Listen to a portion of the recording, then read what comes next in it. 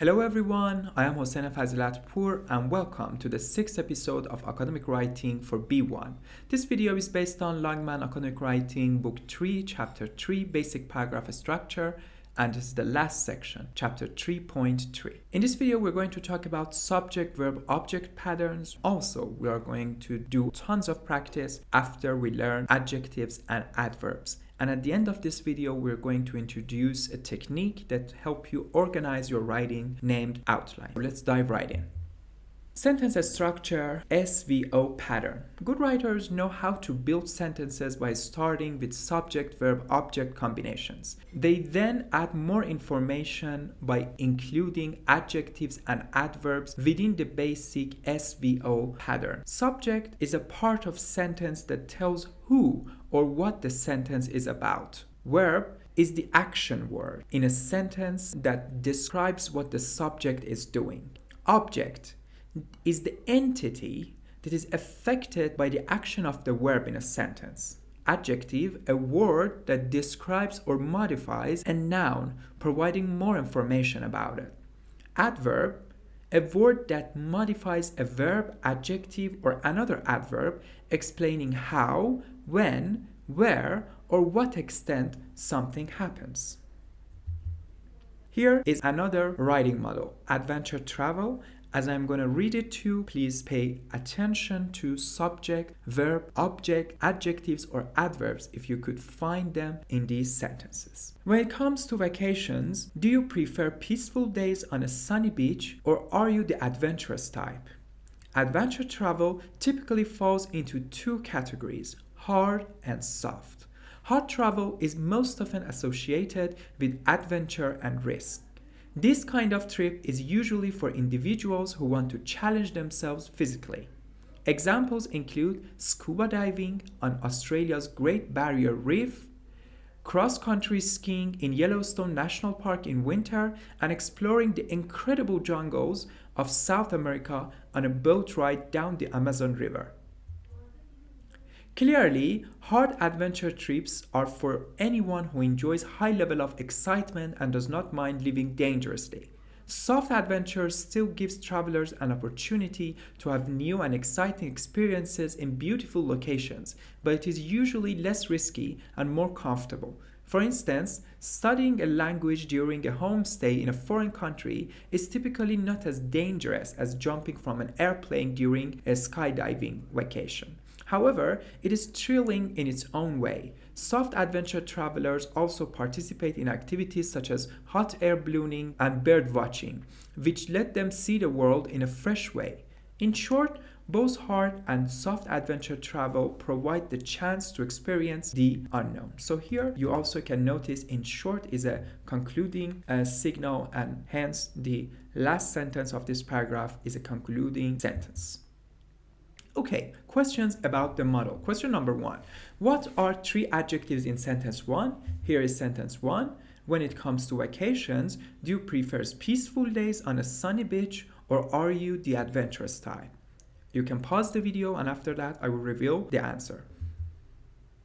Peaceful, sunny, and adventurous are our adjective. And after each adjective we have nouns. Peaceful days, sunny beach, and adventurous type.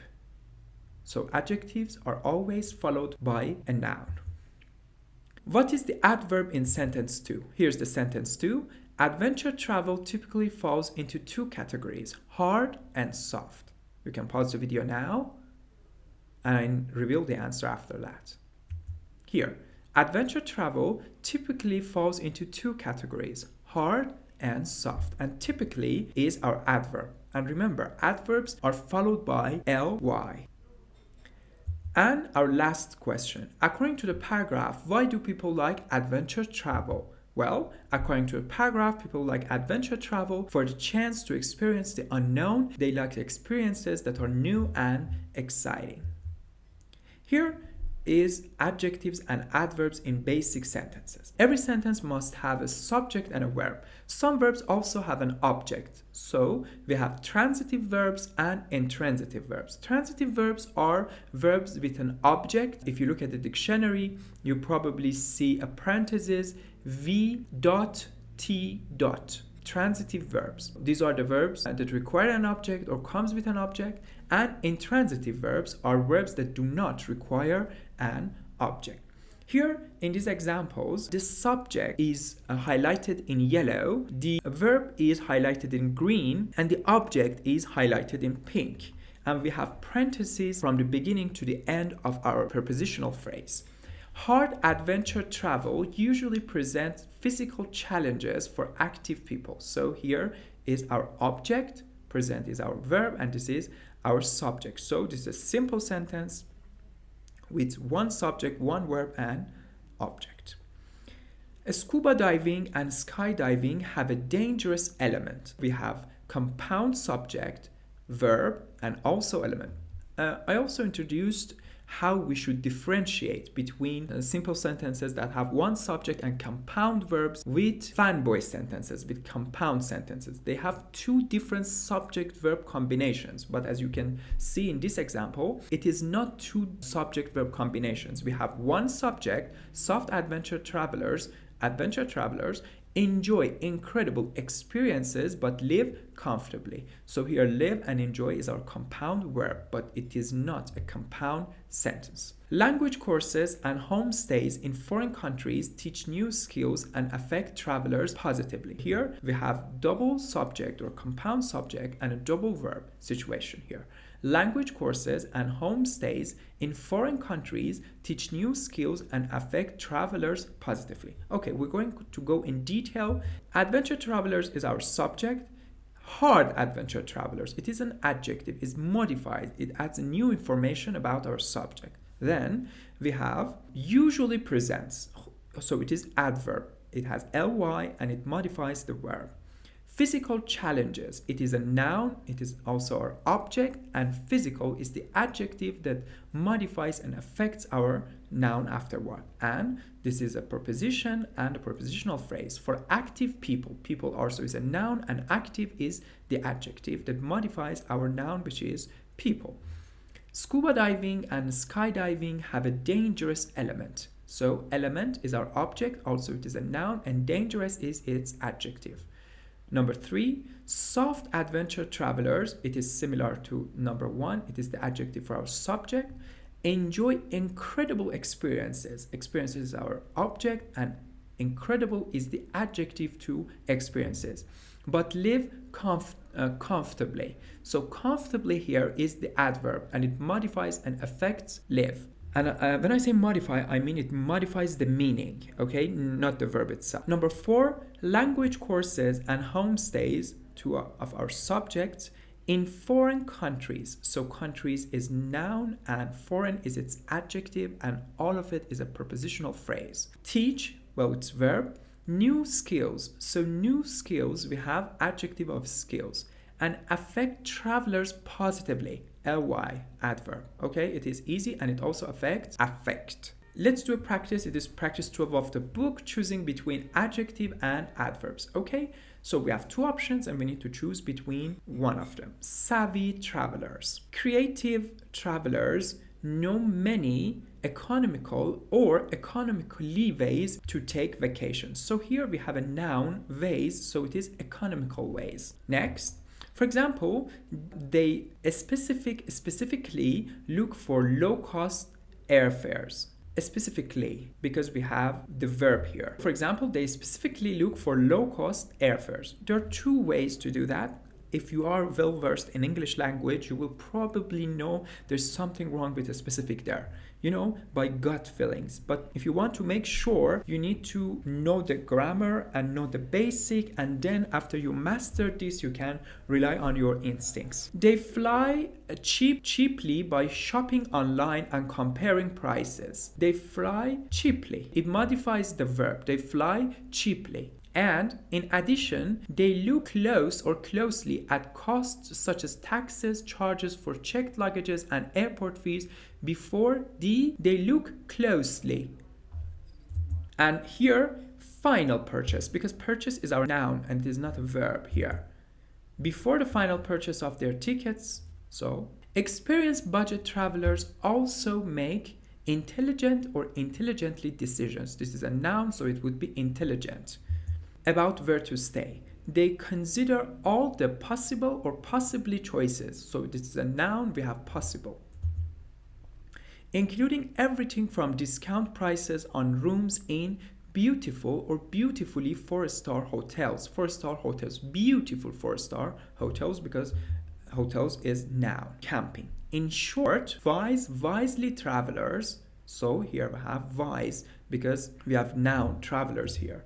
Wise travelers reduce the cost of their trips significantly. We don't have any noun here. We need a verb with several basic strategies. Why? Because we have a noun here and we need to choose an adjective. Practice 13. Editing a paragraph for word form errors. Foodies.